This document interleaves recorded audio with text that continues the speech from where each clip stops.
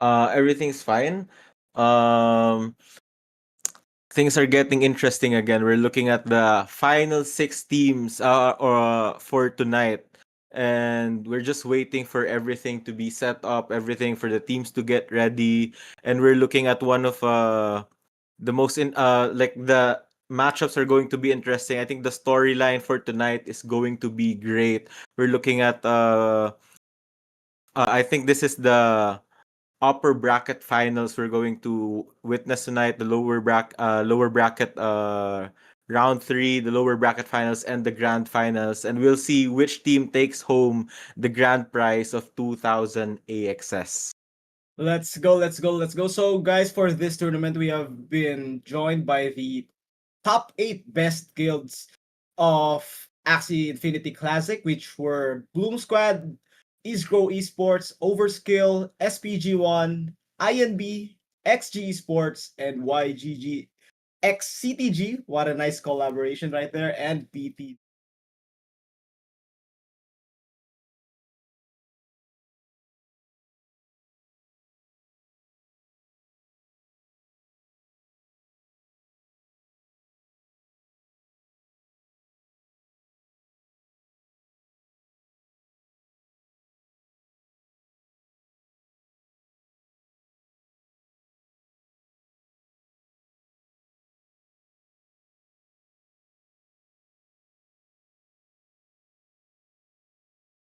It will be a fun night for this. We're ready to analyze every gameplay. So, since VMG mentioned that I just recently came back, so well, one of the reasons why I came back was I saw a lot of changes while watching other people stream. I think it makes a lot of things more interesting. I think it makes a lot of cards much more playable and much more, compatible with a lot of different mechanics. Looking like, I mean, when I played. I think they're very notable cards for me, especially the very fun one, which is the I think Revenge Arrow level 2, which deals a lot of damage when you're the last Axie standing. That's such a very fun card. It's an auto Yeah. click for me.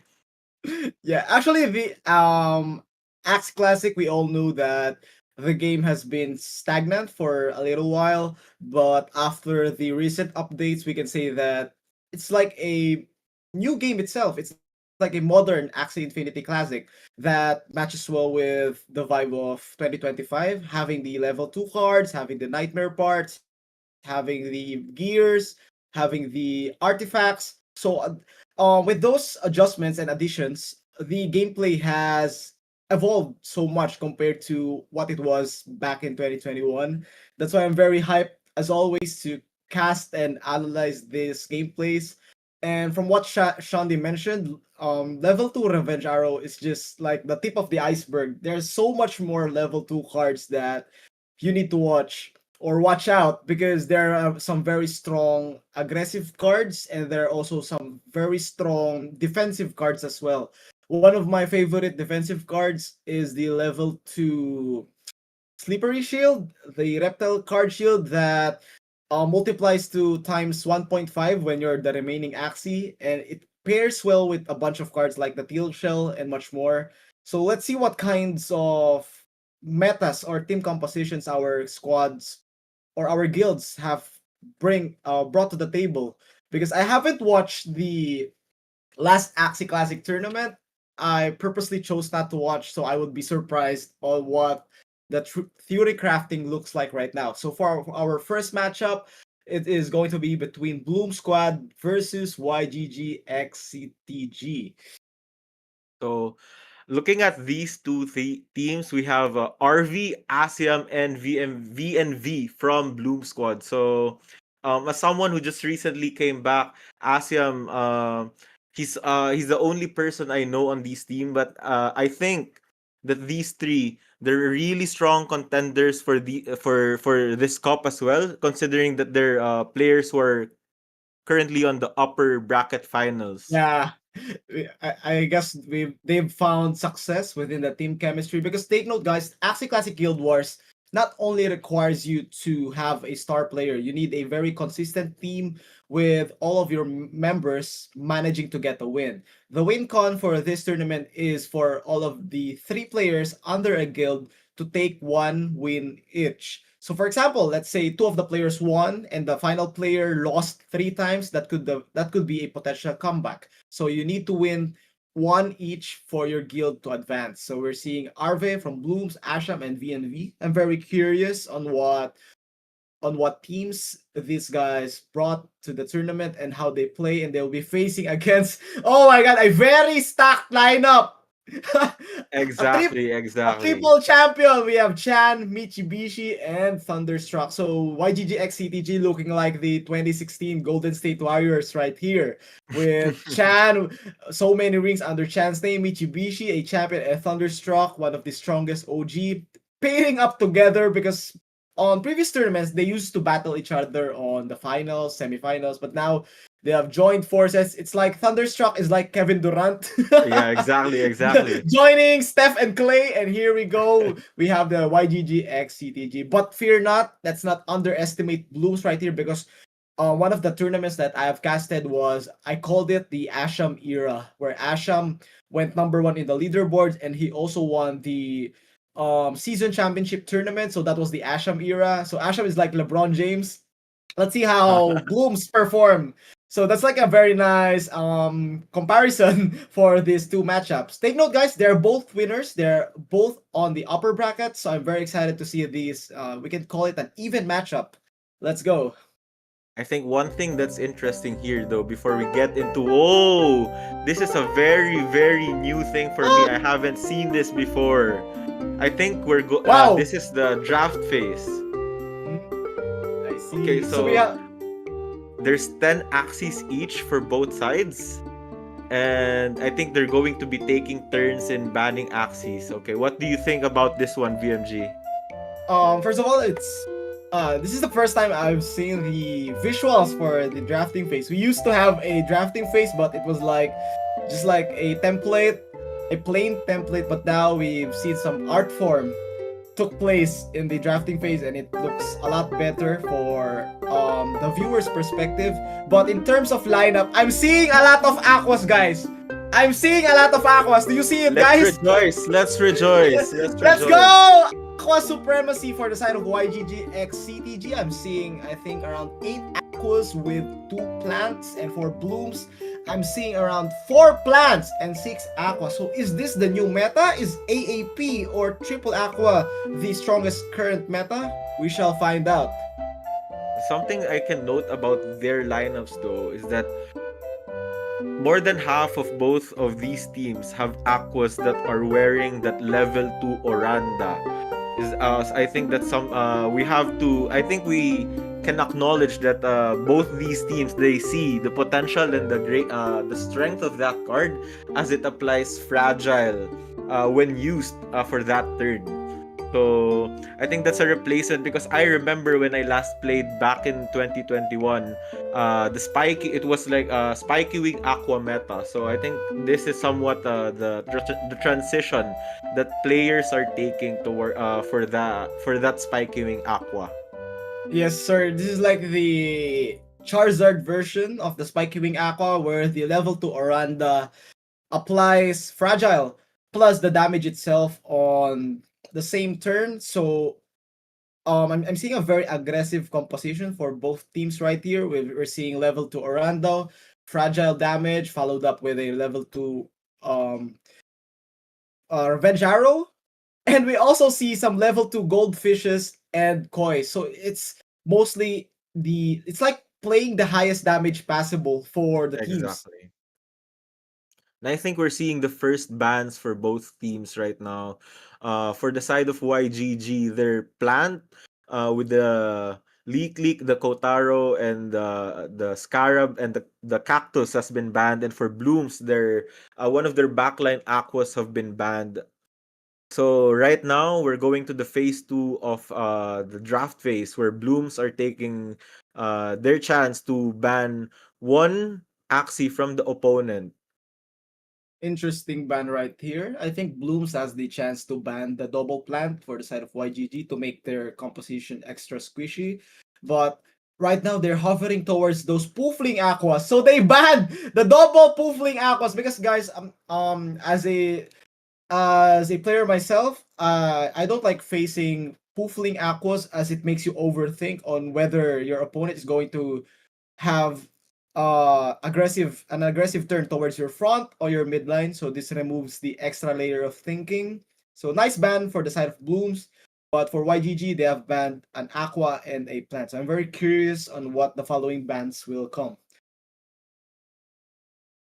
We're on the last 30 seconds of this ban phase for YGG. They're going to choose one more Axie from the side of Blooms, and let's see what they're going to ban here.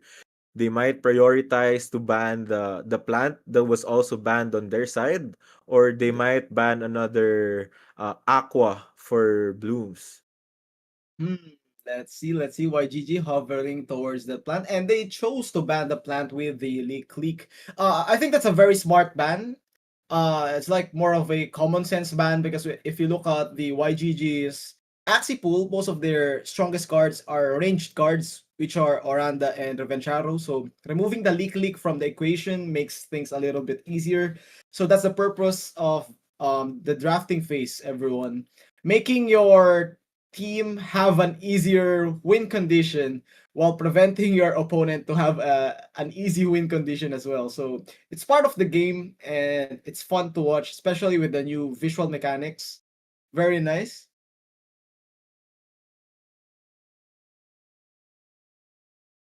I think now we will be going into the first game in just a few moments. Okay, so what's interesting for me, VMG, is that looking at the bracket system, Blooms hasn't dropped a game yet since round one. Will they be continuing their 3-0 streak, or will YGG break that streak and beat them in this upper bracket finals? Interesting statistics right there. I'm also checking the brackets right now, and yeah, you're correct. Bloom Squad has been 6-0 so far in this tournament. It means that from their three players, no one has lost yet. They've been sweeping their opponents. They've swept Isgro Esports and SBG1 so far. While for the side of YGG, their first round was neck and neck, where YGG won against PTD on a 3-2 fashion. So it came down to the final player.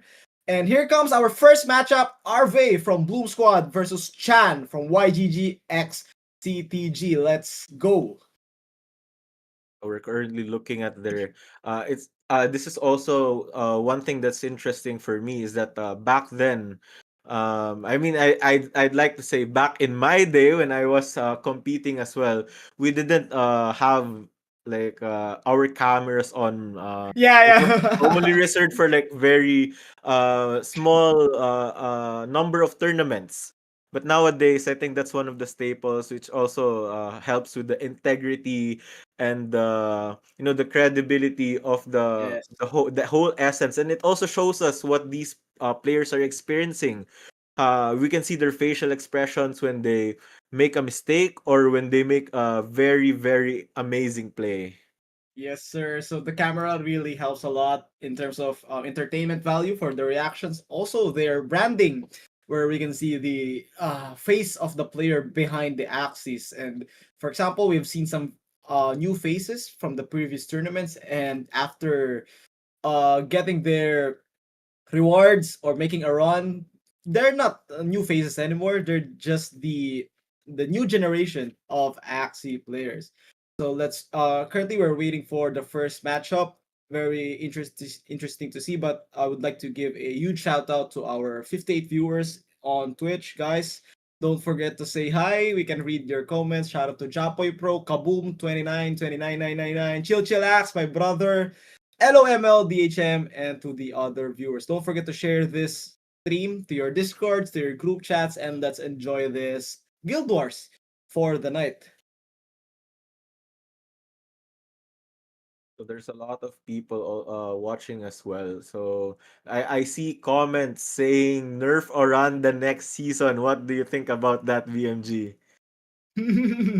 uh Interesting, because I think Oranda might be one of the strongest cards currently, because the level 2 part, not only I think it maintained the damage of the original Oranda, but it also added Fragile, and you're getting two effects on one card. Because before, Fragile used to be a zero cost, which is spikewing, and you have to use one card slot for that Fragile. Now you have one card slot for the damage and the Fragile, so I think it's a very strong card. But nerfing it, it's going to be hard to balance, but maybe a small nerf on the damage might work. Exactly. I remember back then, uh, there was this time where no one used Oranda on Axis when there was no upgrades for these cards. I think because I think what you said earlier, making balancing Oranda is somewhat hard if they tried to nerf it. I think that was one of the problems in a lot of cases with different cards back then. It's so hard if you nerf the damage, it will become a bit too Useless. useless. Yeah, exactly. But then if you add more shield to a card while you're nerfing the damage, it will become strong again because it adds more utility to the card. So I think the level 1 and level 2 aspects of the card, it really helps and shake up the meta. So now we don't have to see triple dusks, triple reptiles like we used to a few years ago. Yeah. I think also Oranda is like the most competitive cards against counters for Aquas. So the Oranda gives you an opening to play against reptiles and dusks, especially the level 2 cards, which is the slippery shield. So you have a chance against very tanky reptile plants and dusks. So it might be a balanced card, but I need to watch this tournament first to witness how powerful the Oranda is on a Yeah. professional setting. I just remembered you mentioned earlier that the Bloom squad really do be looking like the Golden State Warriors from 2016. And adding to the fact that I mentioned that they've been 6-0, it really does seem like the Golden State squad from 2016 who went on their like 73-9 regular season run. And then they're going up against the LeBron James, the Cavaliers of this Yeah, tournament. Yeah, exactly. So yeah. it will be a really interesting match.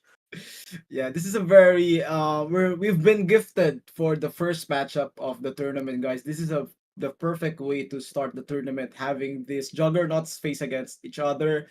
Aciam with his crew, VNV and Avre versus the three champions, which are Chan, Mitchybishi, and Thunderstruck. Currently, we're waiting for the first matchup, and we'll see. Will this be close? Will this be another sweep? We need to find out, because their Axie pools are looking more like a 50-50 matchup for me, because they have very similar Axie compositions. So it all depends on their decision making, the draws, and the RNGs. Yeah. So another thing that I'm really looking forward to see is that since these three players from each team will be playing with the same set of axes, it will be interesting for me to see how the three different players have like different or similar playstyles to their teammates while using the same set of axes. We will be seeing a different approach. One of them might play a more aggressive play style, and one of their teammates may play for like a wait and see kind of play style where they'll try to like just skip a few rounds and then steamroll their opponent and just take control of the match from there. So that's something I really want to see as well. Since you also mentioned that they have very similar axes, it really depends on how you approach the matchup and how you utilize the cards that you have. Yes, sir. So it's more like a skill skill battle between the two teams, because there won't be much counters to play around with, noting that they have similar meta compositions on hand. So let's see how they play these cards, and may the better team win. Take note, Exactly. guys. Whichever guild loses will still have a second chance, because this is the upper bracket finals. So losing team will be brought down to the lower brackets. And here we go. We're seeing a double plant Aqua for Blooms, which is Avre, and Chan playing the APA, and a classic scholarship. Meta. The but APA. a bit upgraded, yes. Yes, sir. Let's go. Team composition wise, I'm seeing a much more aggressive build for the side of Chan here, having the double Oranda, having the level 2 wooden stab, which also deals major damage from a plant, versus a much more balanced composition for the side of Blooms. Nice draw right here. He gets the steal. I think he He's gets the thinking steal. about playing the Oh, steal. full steal, and here we go. Level 2 Oranda breaks the shield in one Yeah, go. and that's great value because what's important we that we have to note here is that this aqua, even if it's fast, it's still a bit squishy. So if it dies really fast without getting much value, it will be difficult for the side of YGG here to come back and try and kill those two plants. Yes, sir. Also, would like to add, it's very entertaining to see Chan pilot different kinds of axes because from the last tournaments I've casted, I've seen him pilot more on dawn birds and bugs, and now he's playing an aqua, which brings a new perspective on how he handles this type of composition, which is my favorite composition. Very aggressive comp right here. So far, round 1 goes to Chan with those damage dealt from his axes. Yeah, and he was also able to avoid that rise or that energy steal card. Yes, and right now, I think this is a good play for both players. Clean kill for the side of Chan. Not too much damage from the Trisky Fish, but this is a good play for Avre right here, gaining 1 energy from the Kotaro and burning that energy from the Tail Slap. So now Uh, we can see that both backline aquas they both have full cards.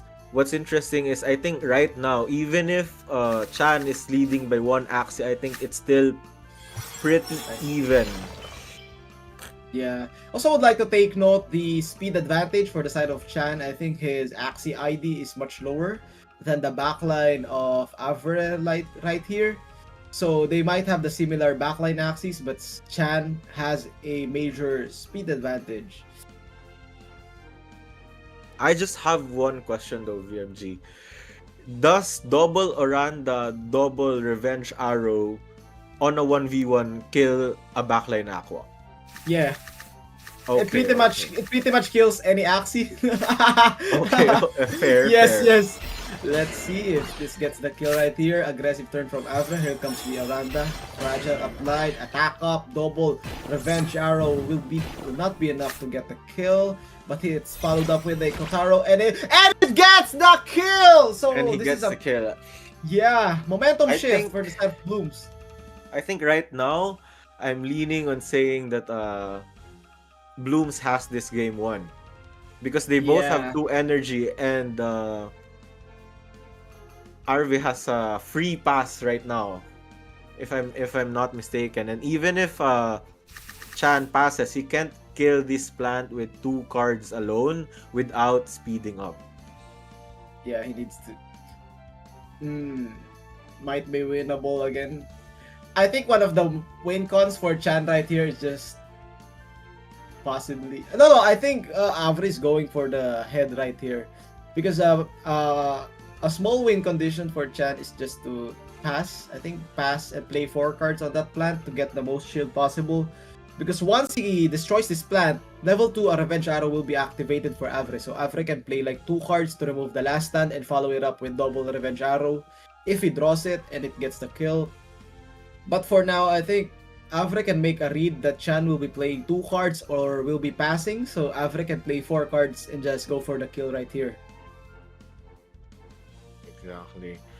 So I'm also thinking about if Avre should play, like in the instance that Avre plays double pumpkin and Kotaro as well as the prickly, and Chan miscalculates the shield.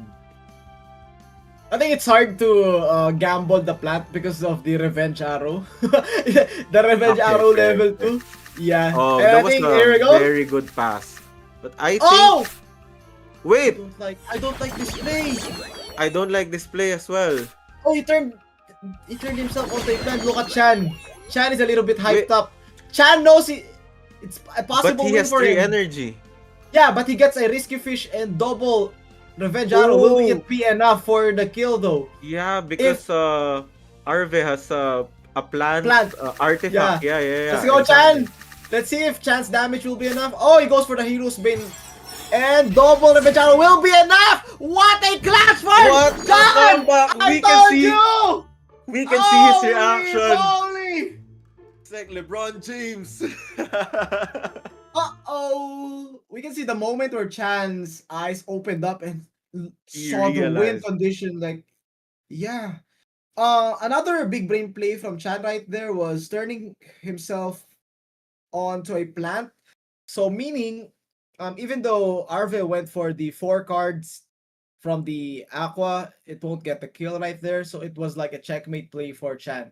The only win condition for Avre right there was to draw one Revenge Arrow. Sadly, he didn't. So he played the double koi. Unfortunately, Chan gets the lower HP. He gets the first turn on the next 1v1. And he gets the kill with 3 cards. What a So play! that was a very, very interesting closing to that first game. We saw Chan give Blooms their first loss of this tournament. And I Woo. think what's going to come is also going to be interesting and fun. It was a I think I'm not sure if it was purely RNG that happened there, but we saw that Arvid didn't wasn't able to draw both his revenge arrows at the end there. He only had like 5 aqua cards. He had double koi, a risky fish, and an oranda. And I think that was one factor that affected the outcome of this match. Yeah. It's very hard to predict that mid game play because mm, that was a 50-50 prediction. I think Avre was predicting like it is between will Chan use double koi or will Chan go for the kill, which is Oranda Revenge Arrow for the plant. So Avre was predicting a kill play for Chan, but Chan, one step ahead, used the double koi plus a Revenge Arrow. It's very hard to predict that Chan will retain 3 energies because we're all used to like when it comes to a 1v1 aqua, you need 4 energies. So Yeah. that was an unexpected prediction that 3 energies is going to be enough for the kill. Unfortunately, it is. So well played to Chan. 1-0 for YGG.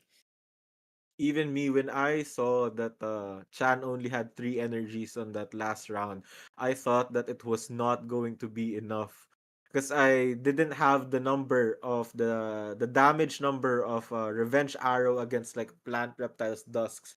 I didn't I didn't remember that it was 270. That's a very big number, and it only took like an Oranda and 2 Revenge Arrows to kill that Aqua, and it didn't even go to last stand.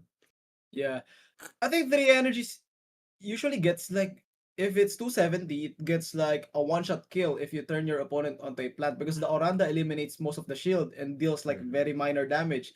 And barely any Axis has more than 540 HP.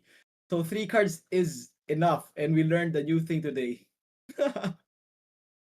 Ah, that Revenge Arrow card is really, really fun and really interesting for me. So, and but it still amazes me to this day that to this time, like when you look at it, like Aqua matchups, it will never ever be over until it's over, and that's Yeah, something that you yourself know, VMG, as an Aqua player as well. yeah, it's like we call it dance of the Yeah. Aquas. One as long as your aqua is still alive, you can dance around your opponent with your kois and you can split their cards, and that's exactly what happened. But right now they're pulling off their champion Aciam, who will be facing against Thunderstruck. A very nice matchup right here for game number 2. Let's see if YGG x CTG extends their lead to 2-0 or will Aciam tie it up with 1-1. Let's go. We're just waiting for the game to load. So as you mentioned before, the last tournament that you uh casted, I think you mentioned that it was the Aciam era. So Yes, let's sir. see if it still is the Aciam era, but he is against a juggernaut of the whole Axie community. I think regardless if you're a newer player or a more veteran player, the name Thunderstruck, it's someone you know, it's someone you've heard about. You've seen great things from him. You've seen great plays from him. You've seen him play a lot of different Axies, a lot of different metas, and we both know that these two players, they can do a lot. They can do all of it, and they can deal damage to each other. Yes, sir. And also, both of these players have history together. I remember Asham and Thunderstruck facing on another different guild wars, the previous guild wars, I think, where Asham squad beat Thunderstruck to the lower brackets. Then Thunderstruck's team went back to the grand finals from the depths of the lower brackets, and they managed to get vengeance to Asham. So that was Thunderstruck's first championship, I believe, where he became a champion with this team, and now it's going to be a rematch between the two. And let's see if Asham will get his win back against Thunderstruck. Let's see if YGG will extend their lead, or will Bloom Squad tie us up and get to a 1-1 score. Yes, let's go, let's go, let's go. Shout out to Almin Daiki. You're actually correct, bro. 3 energies will mostly be enough to get a kill because of the fragile Oranda and the double risky beast meta. But let's see how on how they balance it out. I see a lot of people debating in the comments of our stream, saying that there was a play that Arve could have shielded his plant and tried to brick wall the turn where uh Chan was going to try and kill the plant in order to like extend for one more round and then try to kill Chan and try to make a comeback or an upset in towards the outcome that happened. Yeah, I think that was the winning play. But during the moment, it's hard to like decide that Yeah. that was it's very risky to play those plant cards knowing that your opponent has fragile and revenge arrow. So yeah, it was a 50-50. Chan could have went for the damage or he could have went for the double speed up. He went for the double speed up and he got the right prediction. Very very difficult prediction in my opinion. Yeah, I think games like that, it's all down to the mind games. And now we're Correct. going into game Oh, 2. Double huge cards. discard. Yeah, Yeah. huge cards. Setup breaker for Asham right there. But what's interesting though is that he didn't discard the frontline cards for Thunder here. So he can still get a lot of value since this Aqua is the first to attack. Yeah. Let's see if Asham gets greedy here. He can play the Kotaro plus double prickly. Get the energy and try to eliminate the front Aqua as early as possible. Or will he still use the frontline cards? Oh, nice choice of using frontline cards. Another double discard. Oh, Very the nice. backline cards are Yeah, gone. backline cards are gone. It's going to be a hard mid game for the side of Thunderstruck right here. Also, guys, level 2 Pumpkin. If your shield doesn't break, you discard one card from your opponent. So that was a double discard play once again. So far, Asham has discarded 4 cards on the hand of Thunderstruck.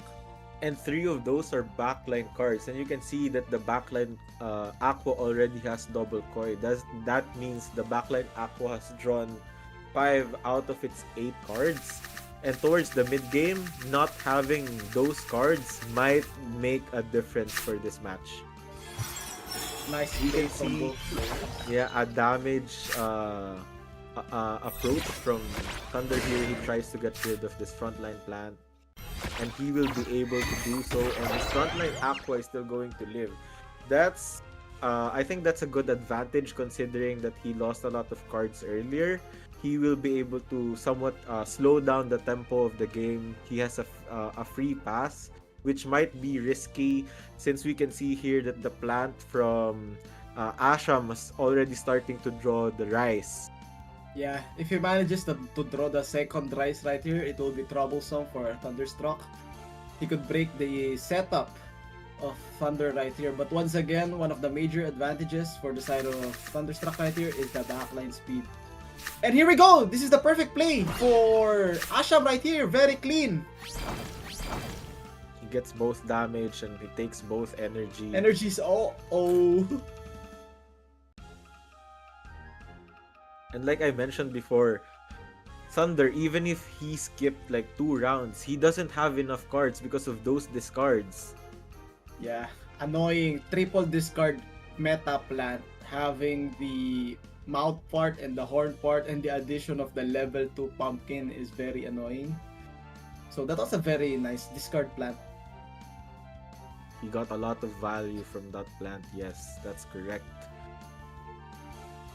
The question here is, will he go for the kill? Because this backline Aqua from Thunderstruck can easily play a 1v2 once he gets those revenge arrows and Oranda. So let's see if Aciam will keep on pressuring Thunderstruck right here, or will he take a one slow round just to set things up for the 1v1, considering he has a speed disadvantage. Oh, this is a clean play. Holy moly. He goes for the kill instantly. Yes, he's playing it clean, and this puts it onto last stand, and he gets to play double pumpkin! Oh! That's a huge moment for Aciam. He Wow! expected the pass from Thunderstruck. And I think that's a... But Wow! there is a play that Thunder can... if he goes for the kill, he could go for like a double risky to remove the last stand, and he can make the revenge arrow take effect, but he won't have enough cards for the 1v1. That's the problem. And like you said, that if he passes, Aciam has the double pumpkin play here to get through to the Aqua in the backline. Yeah, this is a very close round, but Aciam has all the energy he needs to gamble with the plant. Here goes the double pumpkin. Will they play the double pumpkin? Oh my god, he's playing it. Both of them played it perfectly, I think.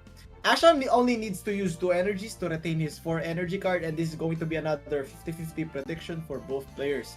Thunderstruck can play it slow, not use the revenge arrows, and just try to bring that plant to half HP to set up a good 1v1, while Aciam is going to be a deciding factor if he goes for an aggressive turn right here, or will he play the plant card. So this is another 50-50 mind game type of scenario, and this is what makes the best players the best.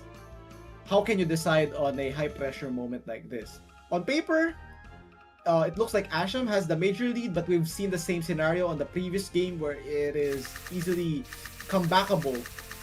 And yeah, Thunderstruck made the right play.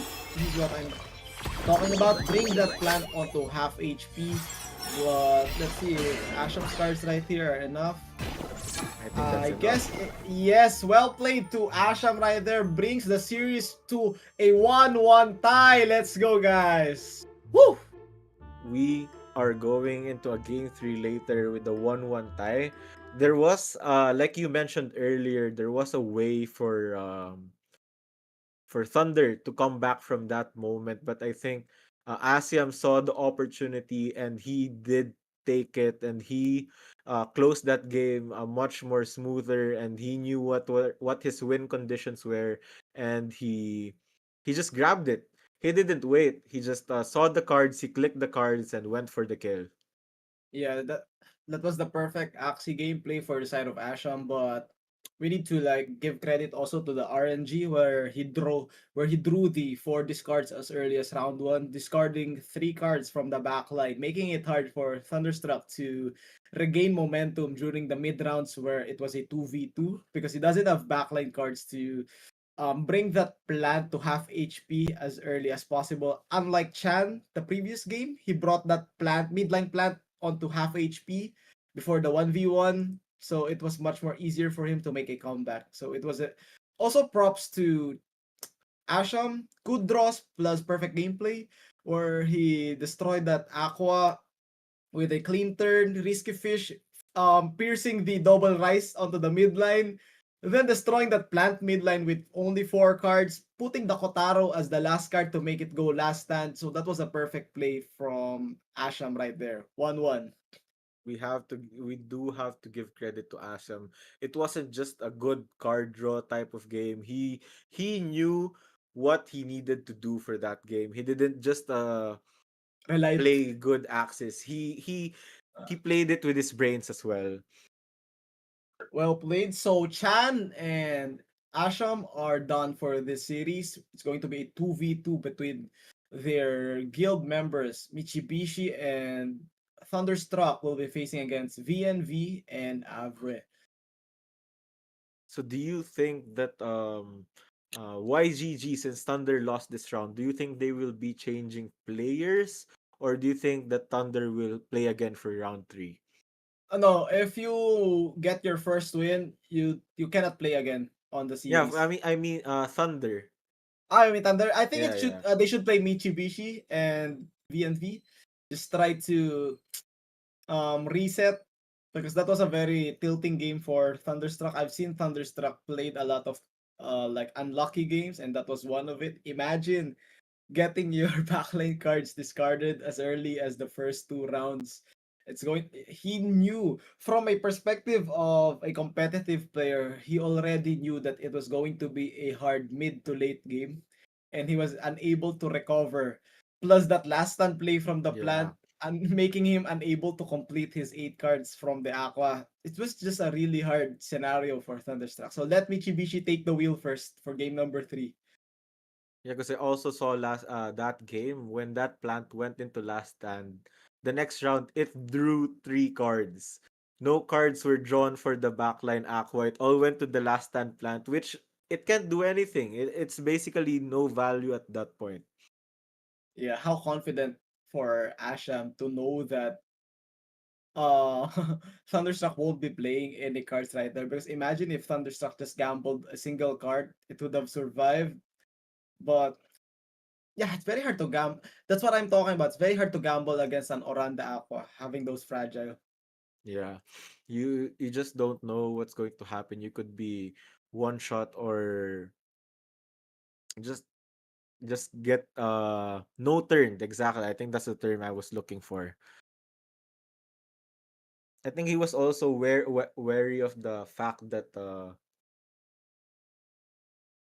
Asham's midline plant was faster than his plant. So even if he did play a card, it was still possible that he gets no turn because Asham has a lot of energy during that game. Because of that, like you said earlier, because of the double rise that he Double played rise. the round before, that really mattered a lot. Yeah, imagine having 4 energies against Asham 6. Also, your plant has been down to like 60% HP with the double rise. Very hard for Thunderstruck, but very curious to see how game 3 will play out. We've seen the strengths of both guilds right here. Chan taking the first win, Asham taking the second win. So we're seeing an even matchup for both guilds, considering the player skills and the Axie pool that they have. This is going to be very interesting. We're just waiting for the next match. And here we have VNV versus Mitchybishi. It's just as you predicted, VMG. They are going to let Mitchybishi take the wheel for this round. So let's wait and see what axes they're going to be bringing into this fight. And let's see what's going to happen into this round 3. Will YGG take another round, or will Bloom Squad extend their lead? Let's go. This is a very momentum based matchup. Both guilds need the second win to add to their momentum as it is currently a tie. So let's see these two players lock in and try to get the second win for their guild. Getting the win gives you a cushion lead, so it makes room for mistakes much more light compared to being on a do or die scenario, being down 1-2. Well, at least what's interesting is regardless of who wins or loses this round, we're still gonna be able to see more of them later on in this tournament. Yes, yes, yes. Let's go, let's go, let's go. So I think the players are just waiting for the game to load. There's gonna be a lot of brainstorming within these players, thinking about what they would do for their next fight. So I have a question for you though, VMG. When you play tournaments, do you tend to think about the losses you've had, or do you just try and forget about them? I think it depends on the game, but since we're talking about Axie, Axie is not like 100% skill reliant game. RNG is pretty much a huge factor on each game, so it's much better to like forget your previous defeats and just try to focus on the current battle. Especially also if you make mistakes. I think mistakes are normal considering that you train to make the best play possible on what you have on hand. And sometimes when talking about statistics, for example, you have a 90% chance to draw the winning card right here, but you don't draw that card. It's not your fault. It's just a very unlucky scenario. So don't don't stick to that moment and just try to move on and focus on to the next one. Just like Thunder, I've talked to Thunder in person and I've told him like you played so well even though you have had so many unlucky games, and he just told me that that's just how Axie goes. Just try to make the best plays possible and don't live on the past. It is what it is, exactly. Yes. Sometimes it just happens. I mean, personally, I try not to think about it, but there's one tournament for me personally that haunts me to this very day. I think it was a qualifier for the Greece tournament before. We're out of 10 games. I lost 6 of them because of crits. It's like it was already a sure win moment, and my enemy would crit. And I think that specific tournament, it won't. I won't ever forget it because like whenever I think about it, I could have won those games, but here we are into round three. We're loading in. We're just waiting for the cards. Blooms are again running this triple discard plant, and for YGG, for Mitchybishi, he's running this double aqua setup again. But Yeah. it's different from the previous aqua because the front line that Mitchybishi excuse me, is running is wearing that level 1 revenge arrow for more damage compared to the Swift Escape. Yeah, I think this is the perfect micro adjustment for side of Mitsubishi because the level 2 goldfish, once it gets hit, your movement speed decreases up to a -5. So with this from Aqua, he is able to maintain the fastest Axie from the speed chart. So he gets maximum value from his front line as long as it survives. Also adding that Revenge Arrow deals much more damage compared to the level 2 goldfish since he is facing two plants. But right now, nice plays from both players. Mitsubishi dealing damage, gaining energy, while VNV able to steal and sustain on the first round. So you can see that was I think I'd like to say that was a pretty 50-50, like an even round for both of these. For both of them, but Mitsubishi's frontline Aqua didn't draw cards this round, so um, if that Aqua gets killed this round, it won't have any more value. And the plant for VNV here would still be very healthy. So let's see what they want to do. Will Mitsubishi or VNV try to remove those frontline axes of their opponents now? I agree. Also, VNV needs to be careful. He needs to surely eliminate this front aqua because you can't make the last stand play right here because if you put that aqua on a last stand, that revenge arrow is going to hurt you like crazy. So in terms of card draw, it's pretty even. 4 cards for the backline of Mitsubishi, 2 cards on his mid lines, almost the same with VNV. And this is some pretty nice draws for both players. Even draws. Here we go. Gonzaro, For the fragile. yeah, trying to go for a kill right here. Energy steal. This is a pretty nice energy steal. Brings that energy down to 3. So, oh, but that last stand might be troublesome for the side of VNV. So Mitchybishi's the one to go for the last stand play this round. But he doesn't have zero cost cards or shield cards or how do you call those, buffer cards to remove that last stand.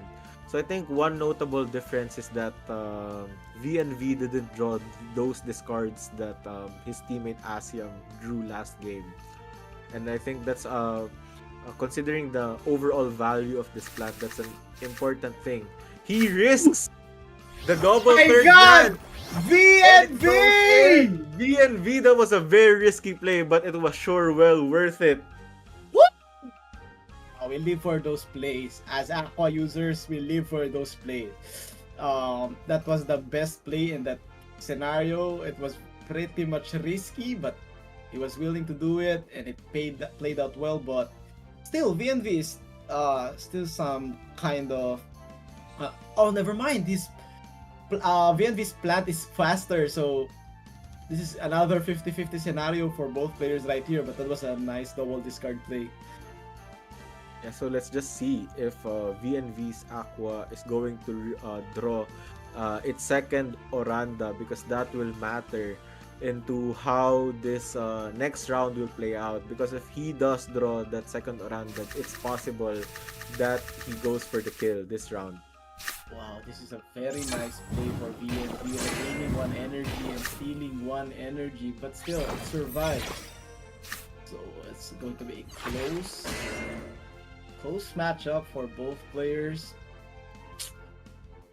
Very interesting. I'm trying to put myself on the shoes of both players right here, and if I were in their current situation, it would be hard for me to make a decision, because rushing isn't the main option when facing a level 2 Revenge Arrow, because you know that a 1v2 is very possible. So you need to be ready to, you have to have the cards to be able to eliminate the backline once you're ready to kill the midline. And that's a very hard scenario considering you're piloting a plant midline right here, which is much slower than the backline Aqua. Will they risk it though? This is a good risk, but he's going for the kill. Is this Will it be enough? Will If this is be enough, he gets the win. It's not enough! 9 HP And he and he gains gets... energy! That's a huge play from Mitchybishi right there. Yes, plus Mitchybishi can get the double koi going on the 187 HP plant, unlike VNV right here with the 9 HP plant. So he will be winning the speed advantage against VNV right here, and he has 6 energy, so he has enough energy to go for a 4 energy turn right now and another 4 energy turn next turn. This is going to be hard, but I think best case scenario for VNV is to gamble the plant once again. How many energies does Mitchy? 4 energies. I think it's gamble the plant. Yes, this is a very nice play for VNV. VNV gets a momentum play right here. Very clean gamble. Both on 4 energies. Oh, wait! Double koi! Double koi is in! He reversed the scenario VNV with the big brain play. His double koi will connect on the backline Aqua, but Mitchybishi's double koi won't be able to connect. So you get the speed advantage. Can VNV just go for the kill right here? That's the question I'm asking. It's very hard because he might use like the plant artifact plant artifact once again, exactly.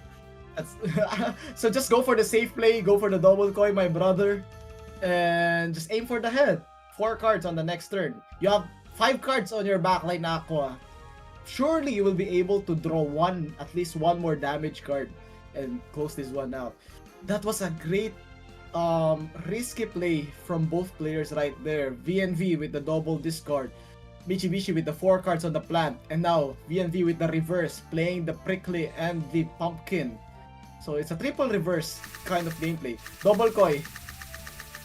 Wait, What? it's going for the. Is he going for the kill? Is this going No, to be enough? I think. this isn't enough. This is going to be a throw. Oh, it's a throw! It's a Oh my throw! god, Just it's double a coin throw. throw! Oh!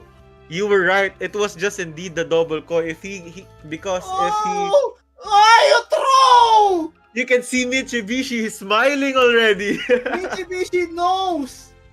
He knows. Because you're right, VMG. If he just goes for the double coin, Mitchybishi doesn't No! have a choice. He has to kill that midline plant. No! Double koi was a sure win play. Whatever happens, he gets the win with the double koi. Yeah, because that midline plant has to go. No! He just skips. He surrenders the game. YGG. They take it back to a 2-1. Mitsubishi with the upset on that round. He survives that last turn. Oh my god. And That was Chinese a in the very nice try comments. for VNV right there. Mitsubishi knew he was about to lose that game. But the most important round of the game, it's like when you have the meter from chess games. We can see the meter from Yeah. 99% for the side of And it VNV goes go to down the to other side. 0% after not playing a double koi. And just like what Chan said, we take those and maybe we take it. He forgot maybe that the mid plant is only one koi. That was a Yeah, blunder. but that was a very tragic way to lose a 99% win rate match up scenario. That was very tragic for me because I like both of these teams, and so far they were playing the a master class for both sides. But imagine just like losing on that kind of mistake. And I know that since VNV is a skillful player, he knows what kind of mistake he made and he will make sure to not do it again. But that was a huge momentum boost for YGG XCTG. And it's now down to Thunderstruck to close out the series. It's a bit. Oh, I was mentioning I was even mentioning that double coin 3 rounds before that. Because because that's like Aqua 101, right? The textbook play for Aquas is whoever gets the fastest setup or just the double koi play. NT. That's a very nice try. I think it could possibly be a miscalculation on VNV's and he probably expected to some extent that that was going to be enough for a kill, but it turns out that it was not. Mitsubishi survived with the sliver of health, and you can instantly see him smiling. Yeah. His face, he was like a very poker face because he knew what the opponent had to do for him to lose. And the moment that he saw the cards and the moment he saw his Axie lived, his his face it blew up and it was so his smile was so big. Once he saw the 6 HP, he knew I take this game. And yeah, just like what Chan said, we take those. A win is a win. Still a clean win. It was still a fair win. So Yeah. 2-1 for the side of YGG down to Thunderstruck to take one more win. And two more players, VNV and Avre for the side of Blooms. The question is, will Blooms be able to force game number 5? Or will Thunderstruck be able to close this one out? Still a very fun series so far. Let's find out. Very fun indeed seeing some, not Woo! just some, we've seen two upsets, two comebacks this first 3 rounds. Will we see more? And like you said, will they be taking it to a game 5, or will we see Thunderstruck close it out and advance to the grand finals with his team YGG? Yes, sir. NTNT. Still a very nice performance from VNV. Um, Looking forward to the next matchup. Will it be a rematch between will it be Thunderstruck versus Avre, or will VNV get another shot for the second game? I think this is going to be interesting since we're going to be seeing players who have lost rounds before. We will be seeing what kind of adjustments they're going to be making going into this round 4 and possibly round 5. Let's see. And also would like to highlight the impact of artifacts right there. Having the plant artifact made that backline Aqua very tanky because if you look at it like from a first impression, it looks like it is a sure kill because you have the fragile from the Oranda, you have two attack ups from the risky fish, and you have another Oranda to close it out. But once that Aqua turns into a plant, it becomes very tanky, and Arve looks like he's locking in right now. Let's see if he forces game number 5. He's focusing up. He's thinking about what he's gonna do. He's looking at it. He's thinking about his win conditions. And you can see on the other side, Thunder, I think he's very chill right now. He's very calm. He's collected. He's ready for this. Both players, they're both ready for this. They really want it. They want it bad. And that makes it more interesting going into the round 4. Let's go, let's go. Thunderstruck versus Arve. Will Arve draw the discards once again?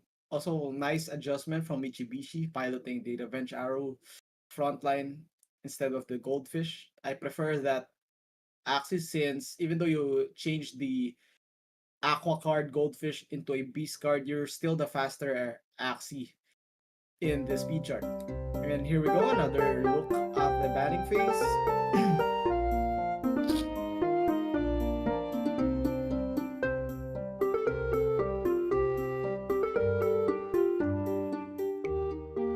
Will we be seeing a few more Axis banned? That is the question right now I have. Or will we be going into round 4 right away? I think we will be seeing a few bans from the looks of it.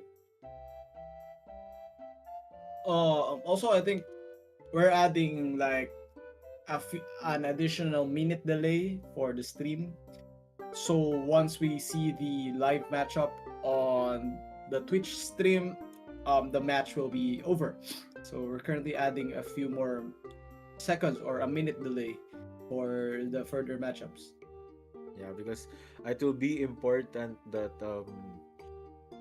even I'm 100% sure these players are not even looking at the stream right now, but it will be important that there is a delay so that there is no way or no way whatsoever that anyone can have a peek into their opponent's cards. Yes. So while waiting for the delay, we can take a look at the drafting phase. YGG CTG banned 2 plants and the backline Aqua with a goldfish. Oh, I get it now. They banned the Oranda goldfish koi pure Aqua because they want to get the speed advantage when it comes to the 1v1. And here we go. Aggressive turn from both players right here. Double risky fish for the side of Thunderstruck. No steals will be allowed, but a discard will count. And he gets the discard on the koi. That would be big on the late games. That's going to be big on the 1v1. I think we're just having a replay of round 1. So it's very good that Thunder was able to avoid that steal. And he's going to get maximum value on this frontline Aqua. Wait, I'm not sure if it's going. It does go to last stand. And he gets that tail slap in. Very good calculated play, as we call it, engineered. Engineered play for Thunderstruck right there.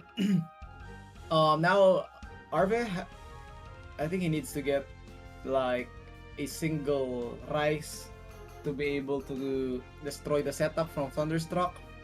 He also has the chance to get value from Kotaros. Too bad he doesn't get the play, but will this be enough though? Nice early damage for the side of Thunderstruck right here. Getting value once again from that front line. Double Kotaro. And it survives! It still survives. Uh-oh. It still has another tail slap, but I'm not sure if it draws 2 more cards. That's going to be 100% value on this frontline Aqua for Thunderstruck, and that's going to be huge. Even if Arve has 6 energies, Yeah, I I think think Arve he needs to play like a rice pumpkin, maybe draw cards. it's a quite a task or quite a mountain to climb in order to win this match right now. Yeah. Thunderstruck getting maximum value from that front line. Very nice draws and very nice plays. Hmm. Thunderstruck trying to avoid the second rise and he's just playing it perfectly right now. Brings that plant down to 125 HP and it's now open for a kill unless Arve plays the double pumpkin.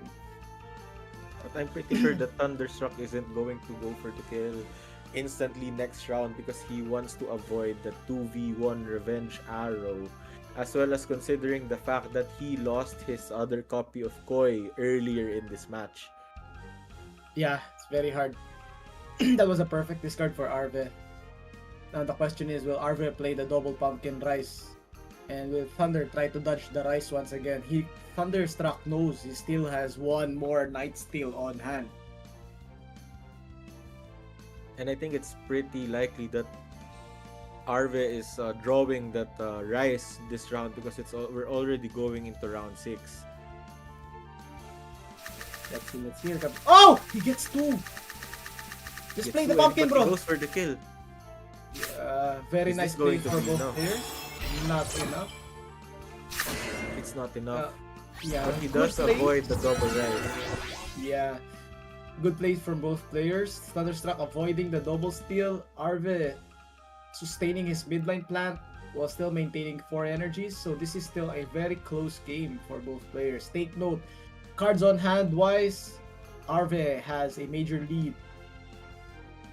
I think a nice play for Arve right here is just to gamble the midline. Maybe Exactly. If it gamble 2 cards. redraws, yeah, because he has enough energy. And the problem right now for Thunder, on the other hand, is that he brought that plant to 23 HP. That means he can't go for the double koi on that plant. Yeah, he needs to eliminate the plant right here. Oh, get nice play for Thunderstruck. So Thunderstruck currently waiting for. Wait, this He has the leak. yeah, the leak is a game changer right now. If Arve needs to play like a double koi, but once he plays the double koi right here, his closing cards, which are the Revenge Arrow and Oranda, will be disabled for the 1v1. So this is pretty much um like a momentum swing for Thunderstruck. The leak will be a game changer for this round.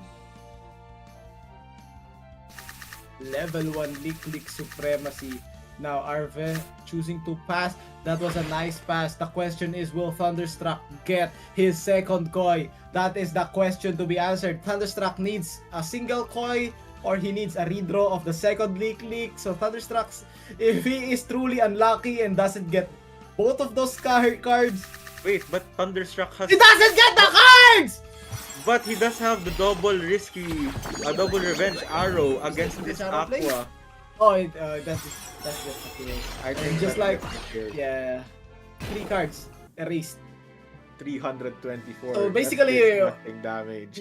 yeah, basically whatever card Thunderstruck drew would be a 100% win rate, unless he just draws 3 cards from the plant without the leak. That would be the most unlucky play. But yeah, congratulations to YGG XCTG. They will be the first guild to qualify for the grand finals later on. And for the supporters of Blooms, don't worry, guys. Blooms is still alive on the lower bracket, and they will be We facing against the winners of our next matchup, which is going to be Overskill versus SPG1. Congratulations, YGG XCTG, first place and second place secured. we will be And seeing more of Blooms later in the lower bracket finals. That was a very interesting matchup. YGG taking it 3-1. solid gameplay from both guilds. And I don't know if we're going to take a break or not. I should ask, but yeah, great gameplay, great drafting, great meta, pure Axie classic entertainment. And right now, guys, we will be taking a 10-minute break. So we'll see you later for the lower bracket semifinals, Overskill versus SPG1.